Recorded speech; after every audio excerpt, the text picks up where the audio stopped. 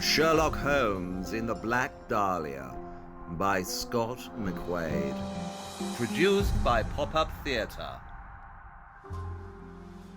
Some stories don't want to be told. No matter how hard you try to tell them, they fight back, and the ending is often never resolved. However, I'm obliged to apprise this story. I had arrived at the MGM studios in West Hollywood in the morning. I immediately headed to stage 27 as instructed. I entered the building lot. An array of colourful, lavish film sets stood before me. I noticed the iconic yellow brick road from the classic movie The Wizard of Oz. It was January the 15th, 1947, and the film industry was booming. I had a meeting with the actor, producer, writer and director, Mr. Orson Welles. Dr. Watson, I assume. The theatrical presence that is Orson Welles emerged from behind the camera. Yes, I'm so pleased to meet you, Mr. Welles. Welcome to Hollywood. It's a wonderful place if you're sober. What movie is this you're working on? Oh, it's called Lady from Shanghai. It's a crime drama. Oh, really? I must admit to being somewhat of a fan when it comes to the crime genre cinema. Yes, well, I don't like cinema, except when I shoot it. Oh. How was your flight? Yes. I've never flown first class before. Thank you for that. Well, it's the least we could do to get you two out here. So, where is he? Oh, yes. Sherlock was feeling a little under the weather. Perhaps the jet lag, so he couldn't make it. But I'm here. After all, I am the author of all the Sherlock Holmes stories. Yes, that's swell, Doctor, but I really need to meet the man, for artistic vision. Perhaps we could arrange for another meeting tomorrow. Tomorrow's a busy day. We're shooting the Hall of Mirrors scene. What about Tuesday? Excuse me, Mr. Orson. Just then, Mr. Wells's production assistant, Dorian Bond, entered. There's a phone call for you in the office. Almost instantly, a sea of whispering commenced amongst the stagehands. There's always something. I'm afraid I'm going to have to go, but leave your contact here with Dorian, and I'll be in touch. I left my hotel information with the production assistant. I then watched as all the people on the movie set frantically conversed with shocked facial expressions and dramatic gestures as they disappeared from the studio lot. My introduction to Hollywood so far had been both brief and unproductive. The blinding studio lights suddenly went dark. A deafening silence hung in the air. I found myself alone, and somewhat disoriented to which direction the exit may be. Then, suddenly, a silhouette of a tall, thin man appeared out of the shadows. Hello? Who's that? Gradually, the figure came closer and closer. I could feel my heart pounding in my chest. His arm began to rise, and then... Morning, Watson. Holmes, it's you. Your ability to state the obvious is astounding. You said you weren't coming. Correction. I've said I'm not coming to the meeting. I see you're feeling better. Yes, maybe it's the California sun. Or maybe because you knew the meeting would be over by now. Well, I'm sure this factor certainly aided my recovery. Shall we get some brunch? I spotted a rather charming cafe just opposite the MGM studio.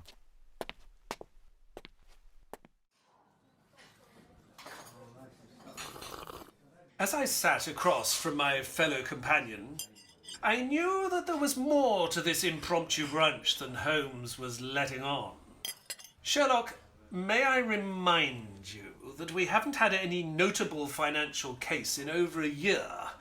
We're not exactly swimming in money. In fact, we're not even paddling in it. Then, as luck would have it, a Hollywood producer shows some interest in bringing my stories from page to screen. All you had to do was show your face, that's it! That's never it, Watson. They will want to talk. And would that be so bad? Yes, it would. I have neither the time, attentiveness, nor self-restraint to entertain the plastic colony of Hollywood. Then why did you bother to come to Hollywood at all? I was bored. As you rightly noted, we had no cases. Exactly. That's why. Wait a minute. Had no cases.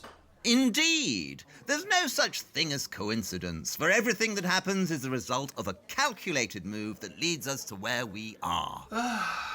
And where are we? We are in a position of employment that meets our financial despair, while being given the opportunity to solve a murder.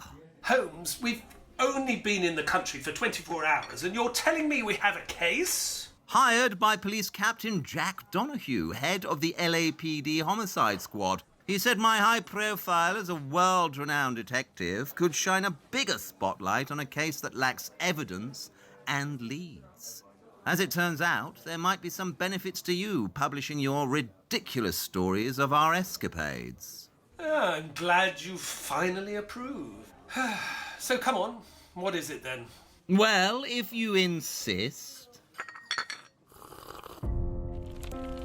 Now, this morning, Betty Bersinger was pushing her 3-year-old daughter Anne in a stroller down the sidewalk on the vacant lot near Leimert Park. She was heading to a shoe repair shop when she paused.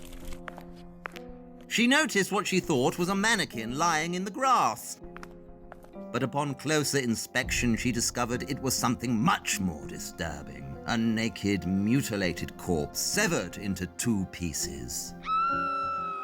The mother then grabbed her child and ran to a nearby house, where she called the police. This is horrific! Yes, one could say. A fitting plot for a Hollywood movie. Do we know who the woman is? We do. The police sent her fingerprints to the FBI and they sent back a match within the hour. As it turns out, the victim was already in their system, having been arrested by the Santa Barbara police for underage drinking last year. The woman in question is one Elizabeth Short. Here. This is her mugshot. Attractive woman. The body was discovered 4 hours ago, and there has already been reprints of today's newspaper with a new byline that reads, "Victim of the Werewolf Killer." Have you seen the body? No, of course. I went to the mortuary with Captain Donahue. How did they know where to find you? More to the point, how did they know I was even here? Well, I might have set up an interview with KFMV radio station, and they might have advertised their programming with you as a feature. The interview's tomorrow. Watson, why do you continue to mock my work while subjecting me to the one thing I loathe with my entire bohemian soul? Which is? People! Yes, of course, I keep forgetting. So you've come all the way downtown to tell me this? Actually, no. I'm here following a lead. It just so happens this cafe is situated across the street from the MGM studio. Wouldn't that be classed as a coincidence? Must we go over this again? What's the lead?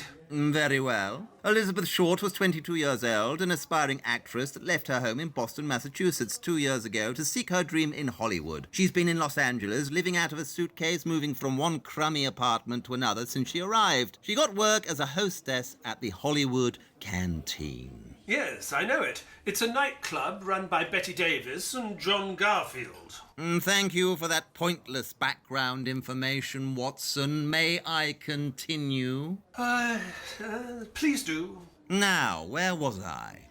The Hollywood Canteen.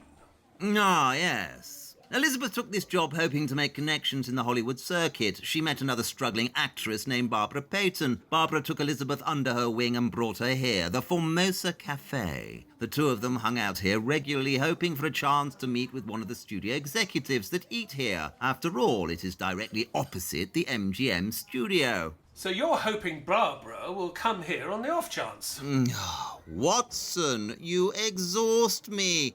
Like a battery pouring electricity into a non-conductor. I have the name and workplace of Barbara Payton, so with the assistance of the LAPD, I can and have secured her address. Ah, yes. So we are here for what exactly? We are here for the very same reason Elizabeth Short came here. To meet Hollywood executives? Precisely, particularly those that have heard the news of Elizabeth's passing. If we hear a Hollywood executive gossiping about her, it means she came here for an audition or screen test or something of that nature. Actually, I think I can confirm that for you. What? Explain. Well, I didn't really have much of a meeting with Mr. Wells just now. There was some kind of commotion, and then he was whisked away. Lots of whispering on set. It was obvious that some news had broken out, but I assumed it was something related to the film, like an actor being fired or something. But then you enlightened me with this tragic event, and I think it's related. And I concur with your deduction. Come on, there's no use in sitting around here. Where are we going? To the studio? No, there's no point. If she did have contact with the studio, all evidence of a screen test would have been destroyed. Deniability will be their course of action, as they will want to distance themselves from this murder. But why? Because due to the nature of this horrific high-profile murder and the lack of evidence, it means that anyone that came in contact with Elizabeth Short is a suspect. So where to now? Elizabeth's friend, the struggling actress Barbara Payton.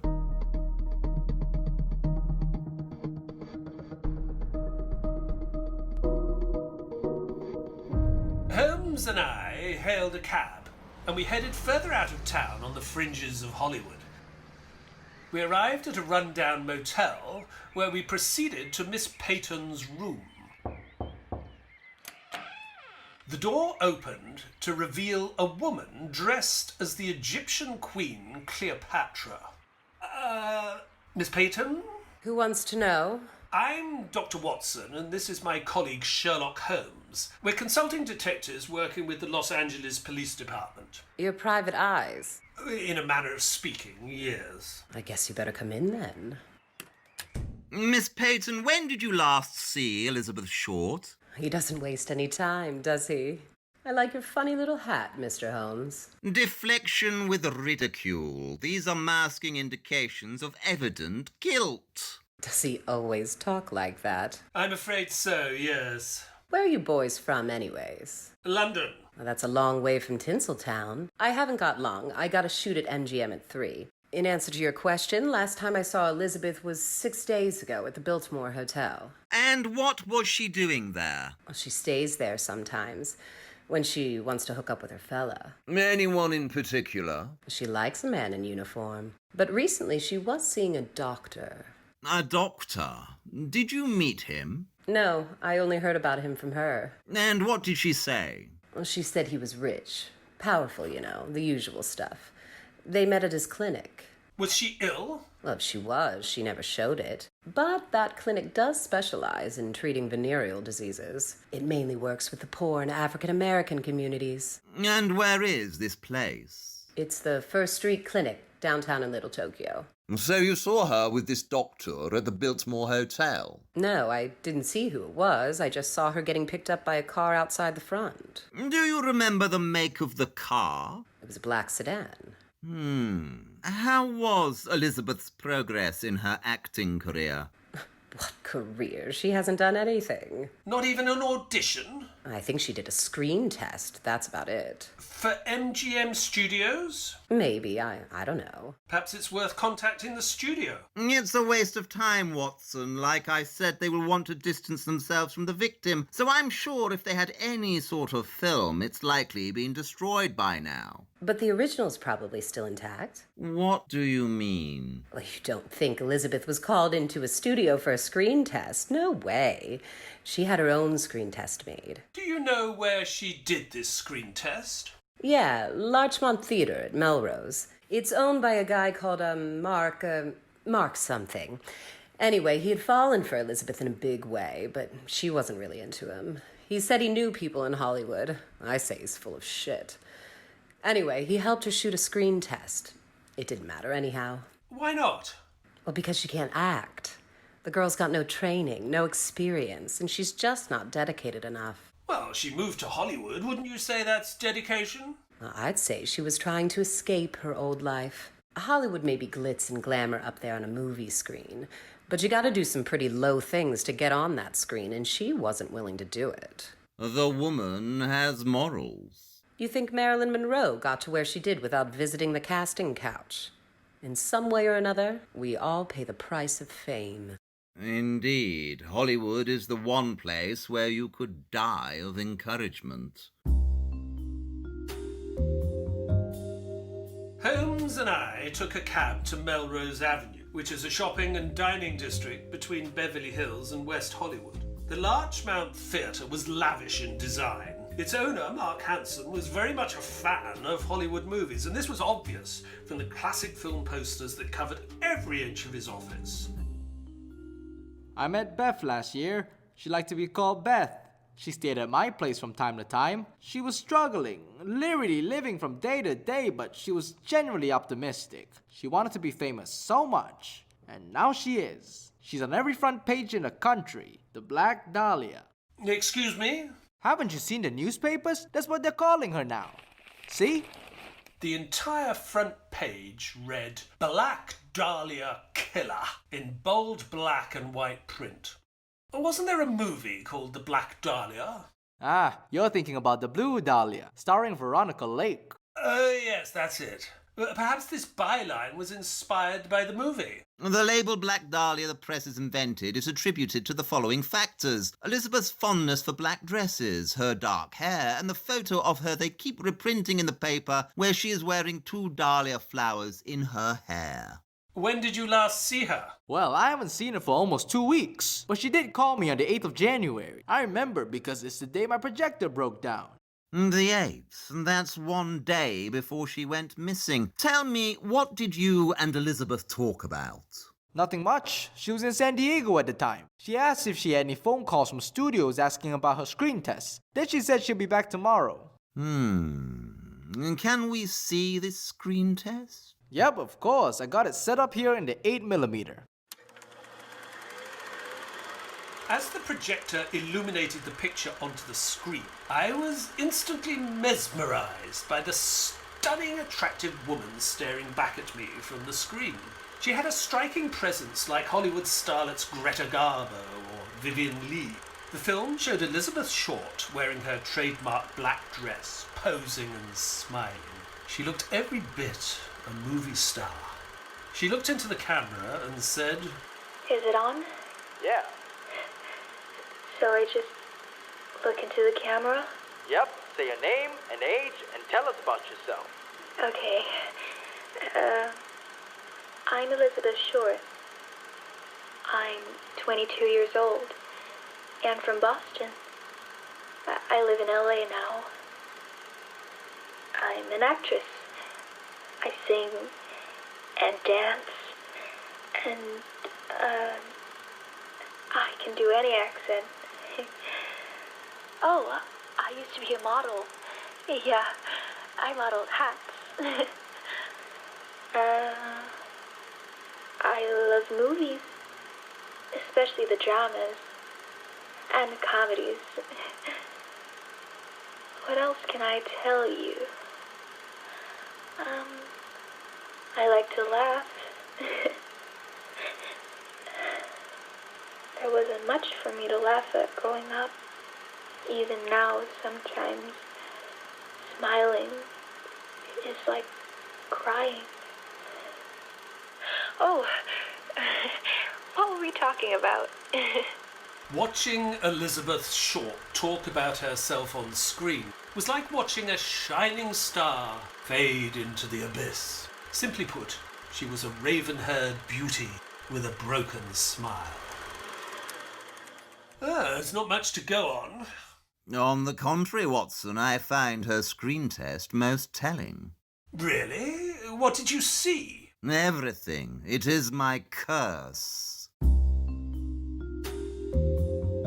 Holmes and I proceeded to the police station, where we met with Captain Donahue to discuss details of the case. Okay, Sherlock, what have you got for me? I have established that Elizabeth's last known sighting was at the Biltmore Hotel, where she was seen getting into a black sedan with a man. Oh, really? We've got an eyewitness that said that they saw a black sedan driving away from where Elizabeth's body was dumped at around 6 a.m. She also visited a clinic. Allow me to introduce you. This is my assistant, Dr. Watson. Pleased to meet you, Captain Donahue. Yeah. So we found Elizabeth's missing shoe and her handbag. It was found in a trash can outside of a store in Crenshaw, about 2 miles from the vacant lot where her body was dumped. Holmes examined the city map on the wall where Captain Donahue had drawn red lines signalling the events of the murder. Judging by the geographical locations of these two sites, the killer would have been traveling north away from the vacant lot, probably back towards the scene where the actual murder would have taken place. Captain, could we see the photos of Elizabeth's body at the crime scene? I'd like Dr. Watson's professional medical opinion. There you go. Although I must warn you, it's pretty graphic. There's 2 obvious signs of cause of death here. Go on. Well, look here. See, you have severe cranial damage, which would result in concussion to the brain due to several sharp blows from a blunt instrument. Then you have the shock hemorrhage due to the facial laceration which the killer has carved into her features. A sardonic, ear-to-ear grin. The coroner report says that the body was completely drained of blood. Now that explains why the coroner noted the time of death, 10 hours before the body's discovery. What kind of a sick son of a bitch could do this? A very skilled one. What? It takes a skilled surgeon to invade the human body like this. The procedure used to sever Elizabeth's body is a delicate technique known as a hemicorporectomy. It's when the body is cut in two without breaking a bone. So you're saying the killer must have some anatomical knowledge? No, I'm saying the killer must be an advanced surgeon, skilled in the field. We have been running some background checks on some medical students at the University of Southern California. Captain, do you not understand the word advanced? Students lack the experience and necessities to pull off this crime. I would not waste time or manpower on this theory. Just then, a police patrolman urgently entered the office. Captain, What is it? we just received this at the front desk. The policeman handed Captain Donahue a small opened package that the newspaper offices of the Herald Express had received. The contents contained Elizabeth Short's birth certificate, social security card, an address book, some of her personal letters, a few photos, a black handbag, and a note with cut-out letters from magazines. All right, don't touch nothing. This is from him. Glove up. What does the note say? I will give up in Dahlia killing if I get 10 years. Don't try to find me. A bargaining killer? Not exactly, Watson. More of an empty gesture. What do you mean? This note is designed to taunt you, and by you I mean the Los Angeles Police Department. The contents of the package undoubtedly proves that this note comes from the genuine killer, as these possessions were all upon Elizabeth's body when she went missing. All right, send it all down to forensics. Let's run it for prints. No, I wouldn't bother, Captain. Can you not smell that pungent odor? Yes, I do. What is it? Gasoline. To get rid of the prints. Well, it will certainly erase any fingerprints, but I deduce that this was not the killer's original intent. No, I think his original objective was to burn the items. So why didn't he? One could speculate due to all the press coverage. He changed his mind, which means he is both egotistical and extremely confident. Holmes, look at this address book. Ah, well, that certainly confirms his story. What is it? Let me see. Holmes handed the address book to Captain Donahue.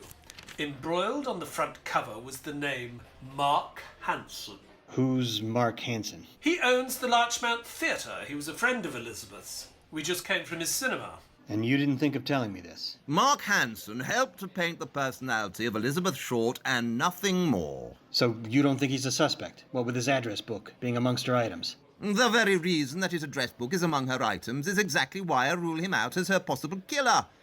Tell me, Captain, if you were the killer, would you send her possessions along with your own address book to the newspapers? I suppose not. But I'm still going to follow up on questioning him. And do what you must, no matter how futile it will be. But why does she have Mark Hanson's address book? Who cares, Watson? Perhaps it was a gift from him. Perhaps she stole it while living with him. His purpose in this case is of no significance other than confirming that there was a relationship between the two of them. You said it yourself. We are looking for a skilled surgeon, which is why tomorrow morning we will visit that clinic in Little Tokyo.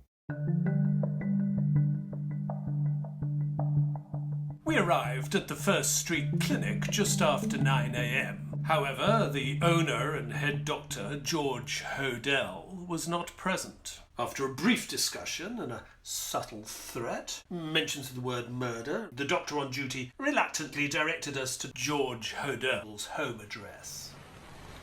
Our cab pulled up outside a very exotic house on Franklin Avenue, situated in the middle of Los Angeles. Its architecture was that of a Mayan temple fortress. As we were soon to find out, the house was as eccentric as its owner.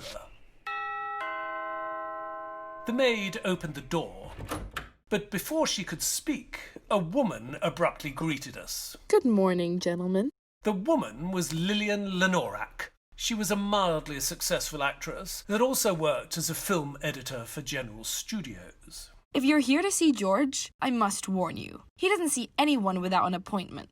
What about if he's suspected of murder? Do you think he'll see me then? Ooh, now you've got my attention. Miss, Lenorak. Lillian Lenorak. Ms. Lenorak, we are consulting detectives with the LAPD. It's quite a sensitive issue. If you could please inform Dr. Hodel that it's in his best interest that he talk to us. I'll see what I can do.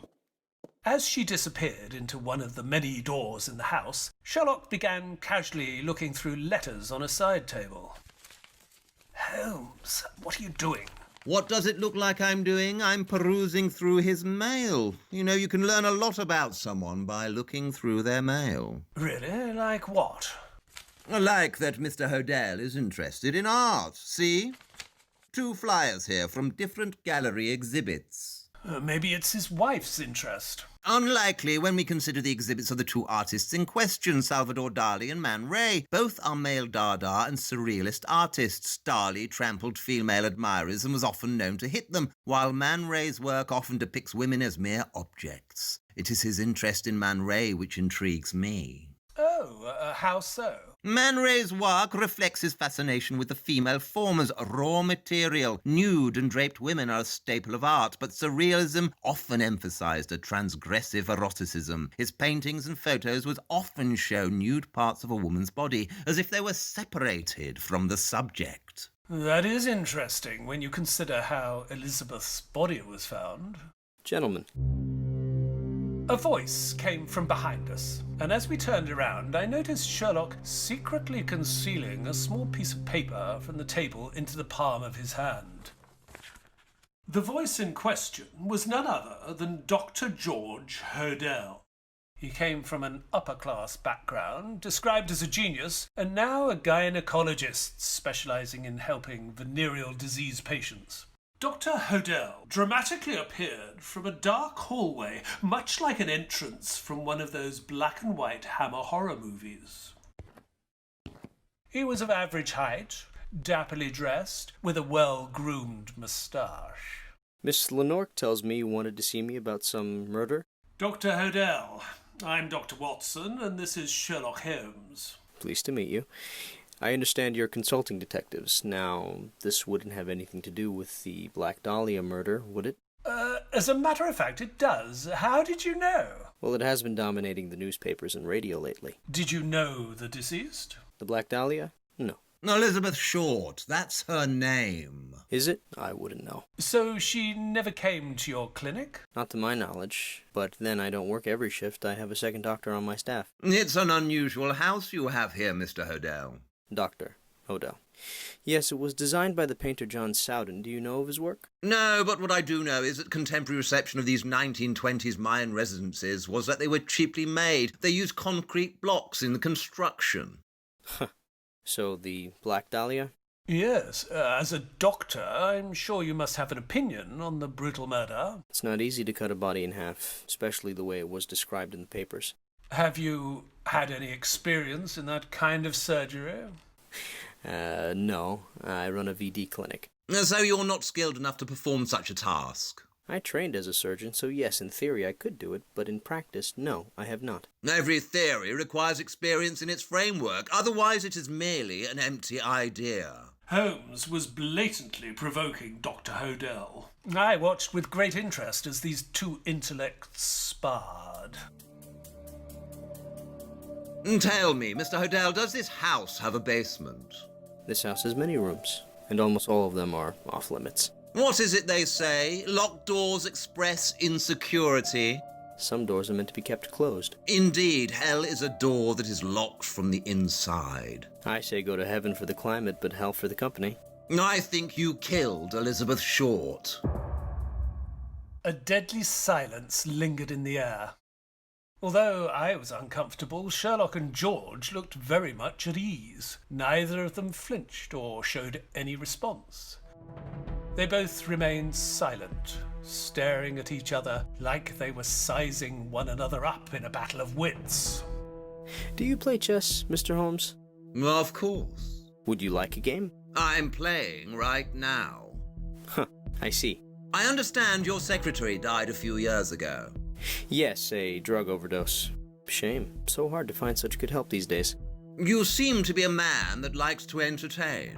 What makes you say this? Everything in this house is by design. The paintings hanging on the wall face the doorway, making sure all visitors see them. The bay window is theatrically framed with 2 Victorian lamps on display. The antique furniture in this room has not been used. The chair cushions have no wear or imprints, and although your maid cleans this house daily, she overlooks certain furnishings knowing that they are never used, hence the small dust circles that are formed around them. Very impressive, Mr. Holmes. You could say I am house proud, and yes, I do lots of entertaining for LA's rich, famous, and powerful. Care to mention any names? Let's just say you would be surprised at my guest list, and perhaps even more surprised at the things they do while they're here. I'm sure. Everyone has 3 lives. A public life, a private life, and a secret life. Yes, and they say you're as sick as your secrets. Who said that? Me. Well, I'm afraid I have other business to attend to, so unless there's anything else, I must bid you good day. Well, what do you think? I don't think I know.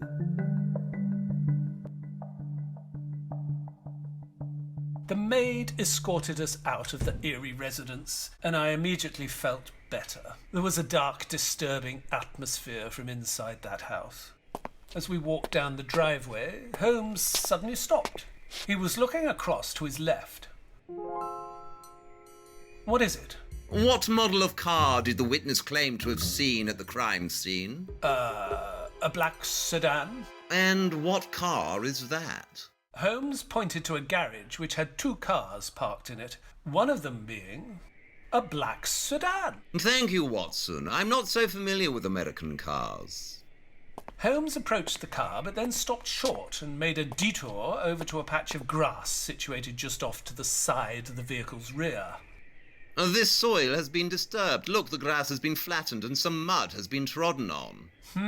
Like a weight was rested there before being transported. Do you have a handkerchief? Yes, of course. Holmes then proceeded to fill the handkerchief with soil. Let's go, Watson. The game is afoot.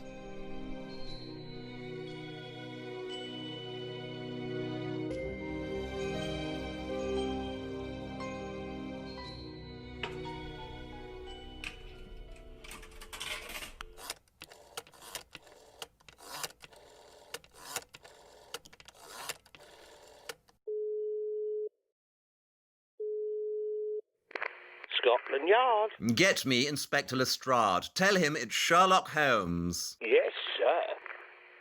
Sherlock, I still don't understand why we couldn't have used the phone at the hotel. For the same reason why I'm calling Lestrade and not going to the LAPD for forensic aid. I think this entire town is in one way or another colluding with George Hodel. Some kind of conspiracy. Really, that's a tad dramatic, don't you think? Hello? Lestrade, I'm sending you a soil sample. I've sent it via International Express mail. You should receive it within the next couple of days. Oh, this about? Goodbye. Wait a minute. Well, For the next 3 days, Sherlock hardly left the hotel room. He had become obsessed with the Black Dahlia case. The carpet was covered with crime photos, maps, and endless newspaper clippings. I'm afraid to say Sherlock had become slightly unhinged. He hardly ate or slept, and was always in a foul mood. I, for my part, had become his errand boy, collecting any news that came to print within 24 hours. He had been out only once, to the Central Library, which was to scan old newspapers for any stories relating to George Hodel. Meanwhile, any chances of my Sherlock Holmes novels ever becoming a movie seemed to have faded into the abyss like a forgotten Hollywood starlet. I had just come in from having an evening walk to find Sherlock in a state of eager anxiety. Where have you been, Watson? Never mind, come, it's time. Time?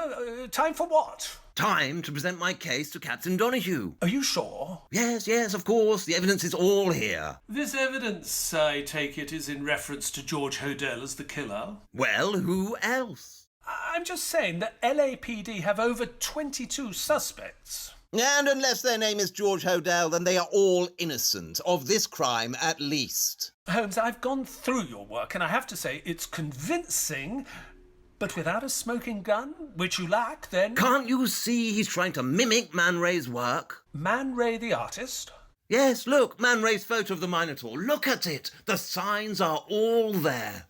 Holmes handed me Man Ray's Minotaur piece. The photo shows the torso of a nude woman's body. Her body is creating the head of a monster, with her nipples as the eyes and her arms its horns. Beauty and monstrosity are made into one, suggesting they're projections of our own desires. Do you see it? Yes, Holmes. I can see that you're making the link between the Black Dahlia's torso, but... The figure of the Minotaur model is a wellspring or muse of creativity because she herself is irrational and emotional, just as Elizabeth was in life. Well, now, that's a study of semiotics. We're not going to be able to convince... Did you notice how George Hodel only referred to Elizabeth as the Black Dahlia, like she was a piece of art? Yes, but... He's interested in the fame. That's why he has that ridiculous show house. That's why he mixes with Hollywood's elite, and that's why he sent that letter. He never wanted to turn himself in. He wanted to keep the story relevant. But that doesn't... To the curious incident of the dog in the night time. What? To the curious incident of the dog in the night time. What did the dog do?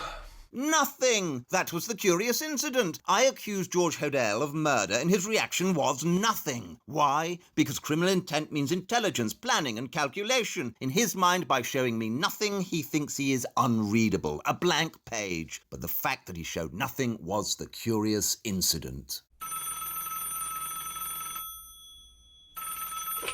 Yes.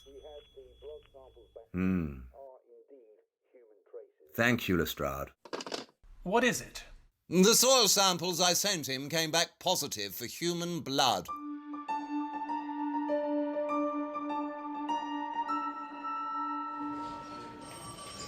We arrived at the police station a little after 7 in the evening. The lobby was blocked with the usual animals of the night, drunks, prostitutes, gang members. I had never seen Sherlock walk so fast. I myself was struggling to keep up. Ah, Sherlock. Just the guy I want to see.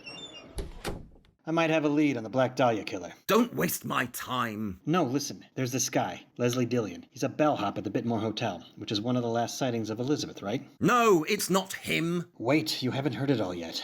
So he moves away and then begins writing to our LAPD psychiatrist. He starts asking him all kinds of stuff about the Dahlia murder. He says it's research for some book he's writing. So I do a little digging and get this. He's a former mortician's assistant. So then He's not the killer! An awkward silence followed Sherlock's uncharacteristic outburst. Sherlock, perhaps we should... George Hodel is the killer. George Hodel, the doctor. I see you have heard of him. Well, yeah, he's a name in this town. The Black Dahlia killer is a person of both skill and great intelligence. I get it. He needs to be a surgeon. We're looking into a few doctors. There's Dr. Patrick O'Reilly and Dr. Arthur. No, it's George Hodel. Okay, so what makes you think it's Hodel? Well, let's look at his background, shall we? He is the son of Russian immigrants, a musical prodigy by age 7, playing at concerts at the Shrine Auditorium. His IQ is higher than Albert Einstein. Whoa, how high is his IQ? 186. That's impressive. Yes, fortunately mine is 190. I digress. Now, George attended Berkeley College at 15 and eventually became a physician working as the chief medical officer for the city of Los Angeles. He married a well-connected Hollywood beauty and befriended artistic influences such as the surrealist Man Ray. Yeah, I get it. The guy's a snob. He's rich, intelligent, and hangs out with hipsters, but none of this gives us an indictment. Ah, but the hipsters that you refer to do indirectly indicate him. What do you mean? George was a big admirer of the artist Man Ray. His work reflects parts of women's bodies, and I've surmised that George wanted to create art, pushing the boundaries of surrealism, and thus he created his own still-life art form, the Black Dahlia. Life imitating art. Listen, I hear you, but it's still circumstantial at best. I need something conclusive. He moved the body parts in cement bags. A day before Elizabeth's body was displayed at Limerick Park, George purchased cement in 50-pound bags. Here's the receipt. I managed to pocket it when I was in his house. Now, you add this theory to the fact that I have a positive sample of human blood found in the soil on his property, I would say that's a strong case for probable cause. Wouldn't you, detective? How'd you get the soil sample verified? I sent it to Inspector Lestrade in Scotland Yard. No offence, but the Los Angeles Police Department is dirty. This is not a secret, but more of an unspoken truth, so people can continue to operate under these corrupt circumstances. George is well connected. His party guest list attests to this. I have no doubt that he has performed abortions for the rich, famous, political and officers of the law. Nobody wants to touch him because of what he knows. He is the ultimate blackmailer. Why? Because he doesn't have to use it. Now, I do not believe that every police precinct in Los Angeles is corrupt, or at least there are certain individuals that are trying to maintain justice. This is why I've come to you, Captain Donahue. Captain Donahue stared at Sherlock for a brief moment in silence. He then snatched the receipt from Sherlock's hand and walked into his office, where he proceeded to make a phone call. Once they get a warrant to search Hodel's House of Horrors, I'm sure there will be an abundance of incriminating evidence. I said nothing. Sherlock looked possessed, a man falling ever deeper into a rabbit hole, haunted by the Black Dahlia. Then Captain Donahue returned. I'm afraid we've been asked to stand down. What? By who? Somebody with a higher pay grade. Sorry. I don't understand.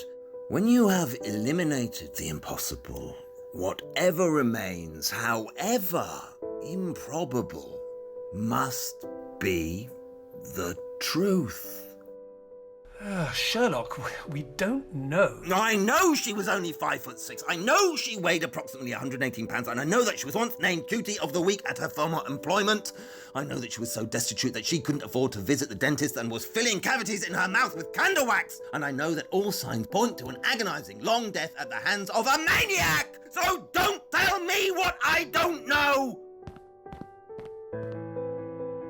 Sherlock stormed out of the police station, and I knew in that moment that I had lost my friend, for he would not give up. His obsession for the truth would surely push him to madness.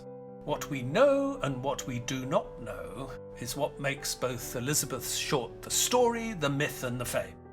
Amongst her possessions were her letters telling of her tentative meetings with agents and producers in Hollywood.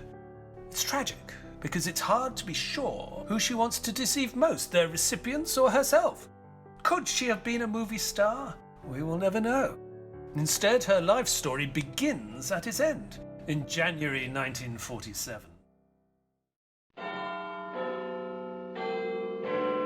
It had been 2 years since Sherlock and I had parted ways.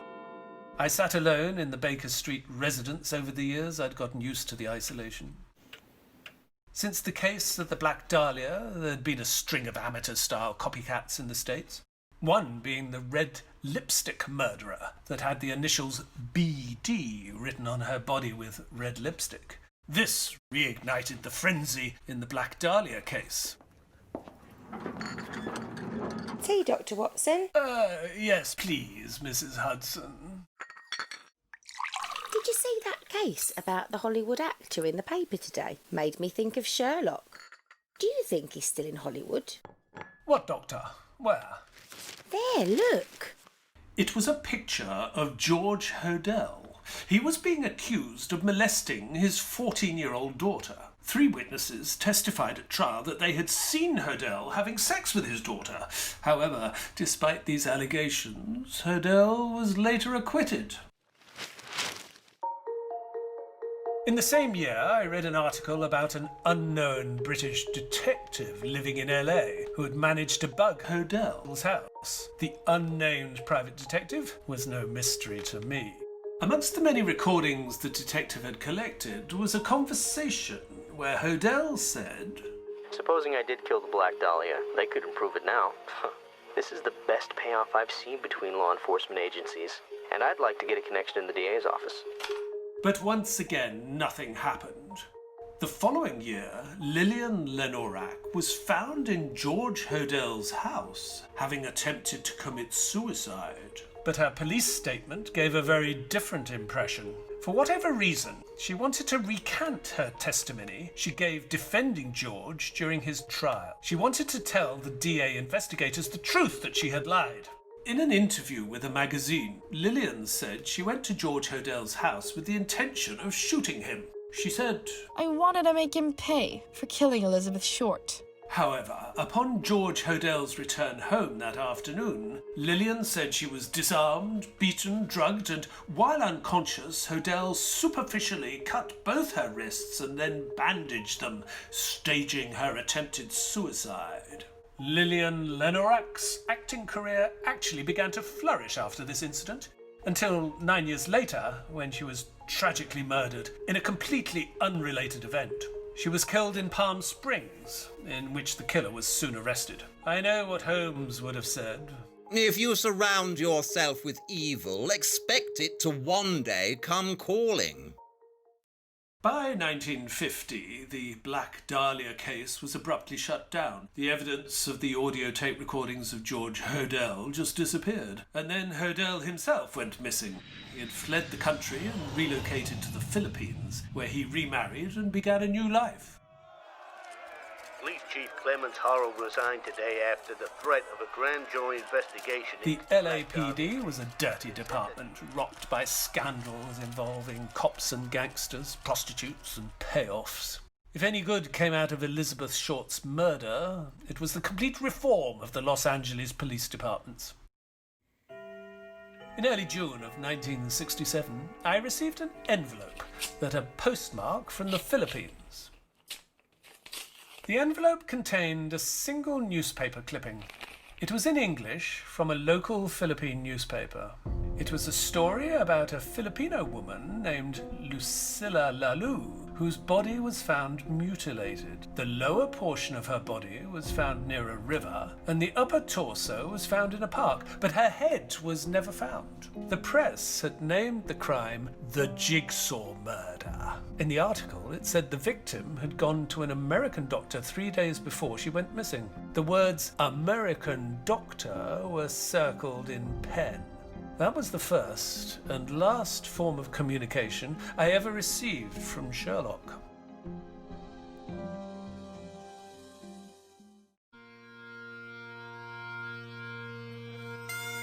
The year was 1999, and I had long since left the residence of Baker Street. Mrs. Hudson had sadly passed away some time ago. I had decided to live out my retirement in Scotland. My novels had finally been adapted into a British television series. I would spend my Friday nights watching and reliving the adventures of Sherlock Holmes. During one such night, I was flicking through the television when I came to a news piece on unsolved murders. The mystery in question was the Black Dahlia crime. I had missed most of the show, but it was in its closing segment which piqued my interest. The prime suspect in this case, George Hodel, returned from the Philippines earlier this year and has since occupied this high-rise apartment in San Francisco. Earlier this week, the 91-year-old was admitted to hospital. The truth behind the Black Dahlia... I stared at the blank TV screen for a moment. George Hodel was still alive. For all the crimes that had conveniently circled around him, he had never once been convicted of any. He had lived and will now die an innocent man. That night, I could not sleep. I had to know that my dear friend had not wasted his life in vain. I arrived in San Francisco in the afternoon and headed directly to the hospital. I located Hodel's room with ease. As Sherlock had taught me in these situations, act like you belong, so I brought no attention to myself. I looked down at the frail man before me. He wore an oxygen mask, and although his face was much finer, framed with a grey beard and white hair, he still looked very much the same. It had begun to rain outside, and the build-up of condensation clouded the bedside window. I leaned across him and gently said, "George, can you hear me?" His eyes fluttered for a moment before eventually opening. He looked at me curiously. There was a look of incomprehension and yet recognition. "Dr. Hodel, I need to know, did you do it?" His eyes slowly widened, and then he extended his index finger towards the steamed pane glass. He began to write.